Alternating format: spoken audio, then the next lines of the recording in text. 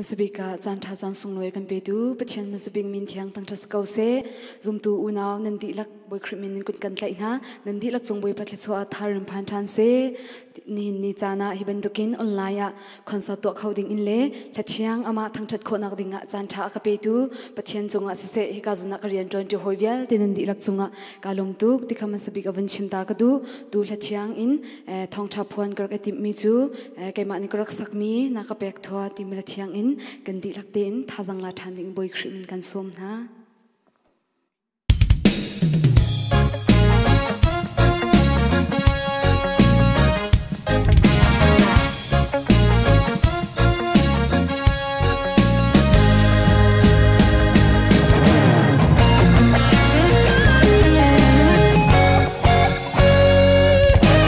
Kazoti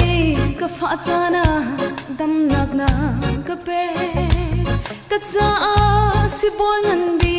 zu boy pa na si Damit hi at latana ang ping tu le Hazang thar ka pe tu ka boy pa si su Nang mabang do to try valay le vana Kon haning ko say mana kam ko Tule ke hermi man alsia kan tiam lo se selo tot na ruanga na ka pe tot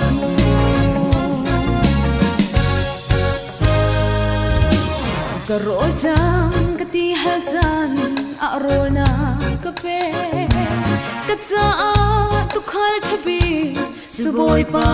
na si kan le mi adi tsana tum soka pathia na kutsa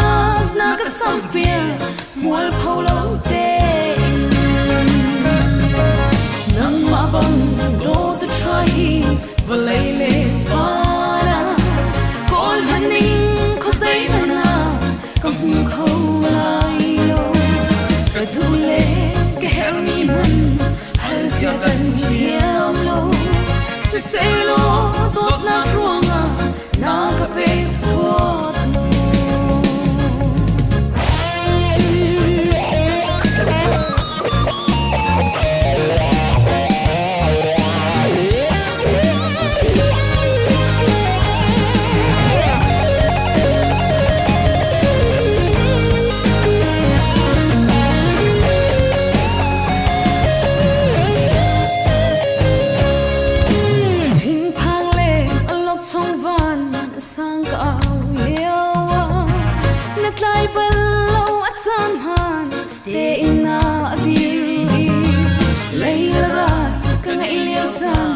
Champion tu nasi Eliza bang katsa lang up na sato Nang mabang do to try valay le vana Kol haning ko say mana ang ko lai lo Kadule ke hermi man alsia kan tiam lo se selo tot na ruanga na ka pe tot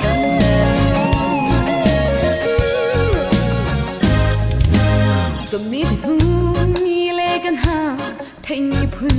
kip ni kanun pial len shoyam tim si selo hoi ba ka chung a si tu le ta tu tharau chiam him nang ma ori nun rarin zia ka thiam te nang ma bang do to try valay le vana kol haning ko say na kam khau lai lo ka dule ke hermi man hal sia kan tiam lo se selo tot na ruanga na ka pe tot nang ma bang do to try valay le vana kol haning ko say na kam khau lai lo ka dule ke hermi man hal sia kan tiam lo se selo tot na ruanga